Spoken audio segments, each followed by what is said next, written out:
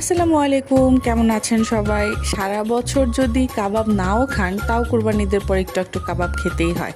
তো এই কাবাবটা হচ্ছে গিয়ে মোস্ট বেসিক। এটা আপনি শিক কাবাব, কাঠি কাবাব এবং বটি কাবাব হিসেবে ইউজ করতে পারবেন। প্রথমে গরুর মাংসটা আমি কেটে নিয়েছি। কেটে নিয়ে আমি ব্লেন্ডারের মধ্যে একটু পেঁপে, একটু কাঁচামরিচ, একটু ধনিয়া পাতা, একটু আদা এবং রসুন দিয়ে দিয়েছি। তারপর আমি এটাকে ব্লেন্ড করে দিছি। এইটা হচ্ছে গিয়ে বেসিক্যালি কাবাবের পেস্ট। এটা দিয়ে আপনি ম্যারিনেট করে যে কোনো কাবাব করে খেতে পারবেন। এখানে আমি হচ্ছে কি একটু ধনিয়া, একটু জিরা, একটু মরিচের গুঁড়া আর হচ্ছে কি একটু গরম মশলার গুঁড়া দিয়ে দিছি। এখন আমি সয়া সস, টমেটো সস আর হচ্ছে গিয়ে বারবিকিউ সস অ্যাড করব। অ্যাড করে এটাকে আমি ম্যারিনেট করে রেখে দিব। এই কাবাবটা আপনি হচ্ছে গিয়ে 8 ঘন্টা ম্যারিনেট করার পরে শিকে ভরে শিক কাবাব বানাতে পারবেন, কাঠিতে ভরে কাঠি কাবাব বানাতে পারবেন এবং খালি ভাজলে বুটি কাবাব হয়ে যাবে। সো বেসিক্যালি এটা হচ্ছে গিয়ে মেইন যে কাবাবের মেরিনেশনটা সেটা।